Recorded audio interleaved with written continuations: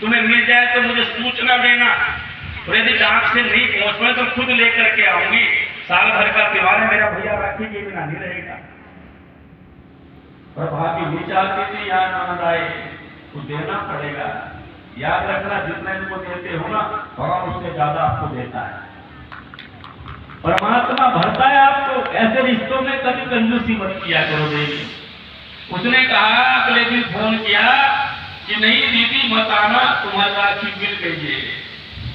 वो फोन पर रो पड़ी, क्योंकि बोले अभी तो मैंने भेजी ही नहीं थी, अभी तो मैंने ऐसे रिश्ते दे दी। मैं पढ़ रहा था एक दिन, एक बाप बेटे ने अपनी पत्नी के कहने से अपने बाप को व्रत आश्रम में ले जाने का विचार किया। पत्नी बोली, ये बूढ़ा व्यक्ति यहाँ परेशान करता है, थूक देता है, गंदा करता है, सुन बेटा ध्यान से, बस इसको मैं लेकर के आज व्रत आश्रम में छोड़ाओ। कई दिन तक कहा तो बेटा भी मान गया। उनका बैग तैयार किया, बैग लेकर व्रत आश्रम पहुंचे। व्रत आश्रम का मैनेजर एक 70-80 साल का व्यक्ति था। उसने उस बूढ़े व्यक्ति को पहचान लिया। पहचान करके बात कुछ नहीं किए, कमरे में बैठा दिया। और जब फार्म वार्म भरने के लिए, फॉर्मेलिटी करने के लिए ऑफिस में उस लड़के के साथ बैठे, तो लड़के से कहा, बेटा तुम इनको जानते हो? बोले हाँ जी, मेरे पिताजी हैं। बोले बेटा, आपसे 30 साल पहले व्यक्ति मेरे पास आए, सुनना पिता क्या होता है, 30 साल माँ क्या होती है, उसका महत्व क्या होता है। ये व्यक्ति 30 साल पहले मेरे पास आए थे, इन्हें कोई संतान नहीं थी, संतान नहीं हुई, मैं कहा तुमको संतान दे दो। तुम किसी ने पैदा करके फुटपाथ पर डाल दिया। तेरे माँ बाप को नहीं पता था, हमें भी नहीं पता। आश्रम में कहीं कहीं तो आया था, उसी दिन आया था, अजय तुझको ले गए थे, बस इतना कहना था। लड़के की आंखों में आंसू थे। उसने पिता का बैग वापस उठाया, उठा करके चल पड़ा।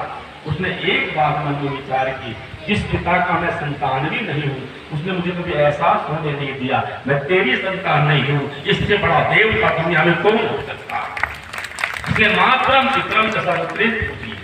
माता पिता की सेवा करो, जीते जी कर सकते हो, मरने पर नहीं कर सकते हो।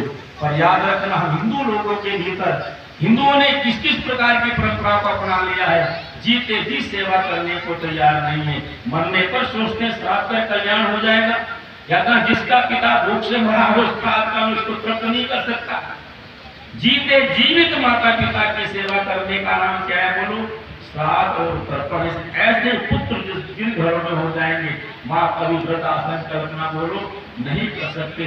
धन से सेवा नहीं होती, मन से सेवा होती है। मन पवित्र होगा तो सेवा होगी, उसके लिए परमात्मा धन की व्यवस्था भी कर देता है। याद रखना, आपका मन पवित्र हो तो सब काम कैसे हो जाएंगे?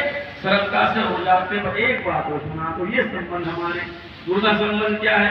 पति पत्नी में माधुर्य है, एक दूसरे के प्रति समर्पण भाव है। कैसा? देखो, एक उदाहरण दे रहा, रामायण का प्रसंग। रामचंद्र जी वन में गए, अपने साथ कुछ लेके गए। राम के साथ कुछ नहीं था। राम के पास वलकल वस्त्र थे, एक पैसा भी नहीं था। सीता के पास आभूषण थे। जब